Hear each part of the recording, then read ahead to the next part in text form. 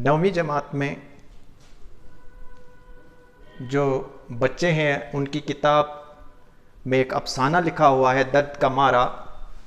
उसके सवाल और जवाब यहाँ पर लिखे हैं, 3 लिखे हैं मैंने। यानी पहला सवाल है उसका, समज्जू ने जानवरों की खालों में नया जिस्म फिट करने का फ़न किससे सीखा था। यानी कि बाज़ार में जो खिलौने बिकते हैं वगैरह उनमें स्टफिंग होती है, जैसे आप टेडी बियर लेते हो उसमें रुई भरा होता है वगैरह वगैरह। उसने वो भी जानवरों की खालों में स्टफिंग करता था और बिल्कुल हूबहू वो जानवर वैसे लगते थे जैसे ओरिजिनली वो होते हैं। तो समज्जू ने जानवरों की खालों में नया जिस्म फिट करने का फ़न अपने बाप रमज़ान जू से सीखा था। इसका मतलब उसका बाप भी इस फन का माहिर था और उसने अपने बेटे को भी ये सिखाया था। उसको ये हेरिडिटी में भी थोड़ा बहुत मिला था और बाप से भी सीखा था।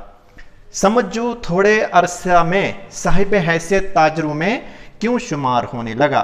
तो तिजारत में सबसे बड़ी खूबियाँ जो होती हैं वो समज्जू में मौजूद थी। यानी समज्जू अपनी महारत, पहले तो उसको महारत बहुत ज़्यादा, अपने काम में बहुत ज़्यादा महारत थी, बहुत ज़्यादा स्किलफुल था, वो अपना काम बहुत अच्छी तरह से जानता था।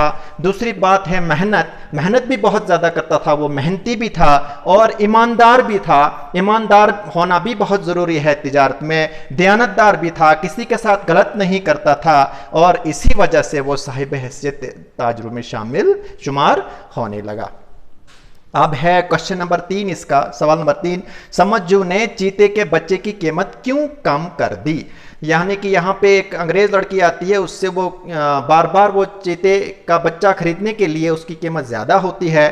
तो समज्जू, एक वक्त था समज्जू बहुत गरीब थे, उनको अपनी गुर्बत याद आती है। समज्जू को अपनी गुर्बत याद आई और उसने सोचा कि शायद एक लड़की भी गरीब है, इसके पास भी उतने पैसे नहीं होंगे जितनी इस चीते के बच्चे की कीमत है। फिर उसने कैलकुलेशन की, उसने हिसाब किया कि जो इसमें मुझे खर्चा लगा है, मैं इससे सिर्फ वो खर्चा लूँगा तो अपना मैं इससे कुछ भी नहीं लूँगा। इसलिए इसी बिना पर उसने चीते के बच्चे की कीमत कम कर दी, क्योंकि उसको लड़की पे तरस आया। उसने सोचा इसके पास पैसे कम होंगे, गरीब होगी। शुक्रिया।